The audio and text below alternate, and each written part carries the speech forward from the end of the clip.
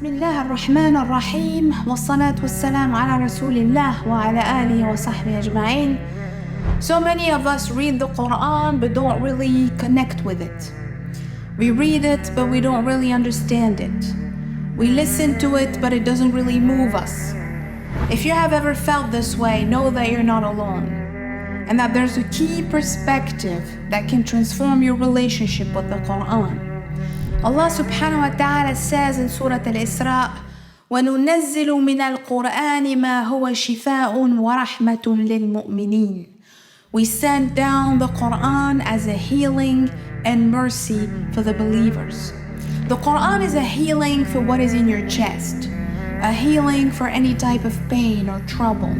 It is also a mercy for the one who worries, a mercy for the one who is sad or ill, a mercy for the day of judgment, a mercy for this world and the next.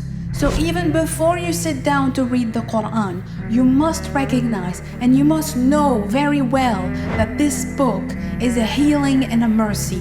Just as you would trust the medicine that you take to get rid of any pain, trust in the Quran and trust in what Allah has said about His book. That's the first thing to do. Secondly, inshallah, Allah says in Surah Sad, كِتَابٌ أَنزَلْنَاهُ إِلَيْكَ مُبَارَكٌ. This is a blessed book which we have revealed to you, O Prophet. He's talking to Muhammad sallallahu alayhi wa sallam.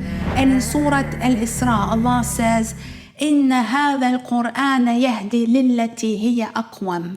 So the Quran is not only a healing and a mercy, it is filled with barakah, with blessings, which means that reading it and memorizing it and listening to it will increase you in wealth, in health, in peace of mind, and more.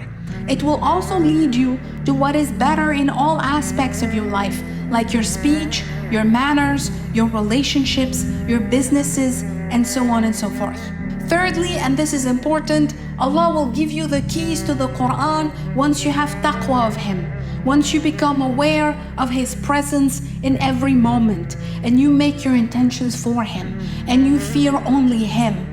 Allah says in Surah Al-Baqarah, وَاتَّقُوا اللَّهَ وَيُعَلِّمُكُمُ اللَّهِ. Be mindful of Allah, for Allah is the one who teaches you.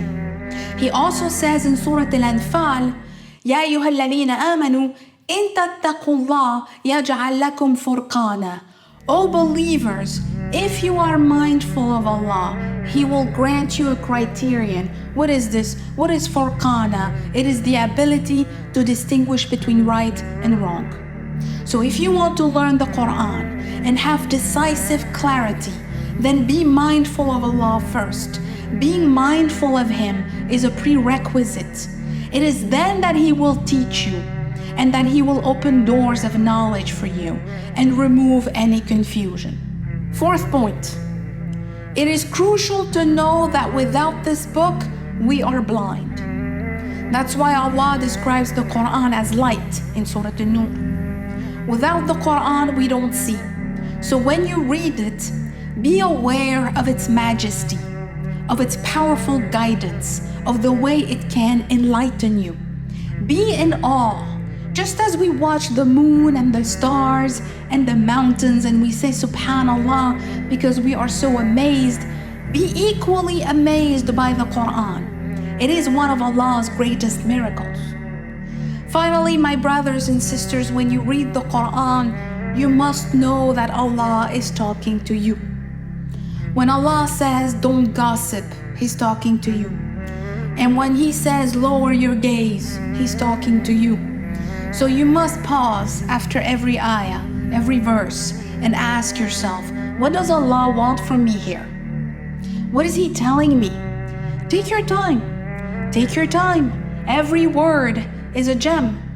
It is the best of all speeches after all. We're not meant to go through it quickly.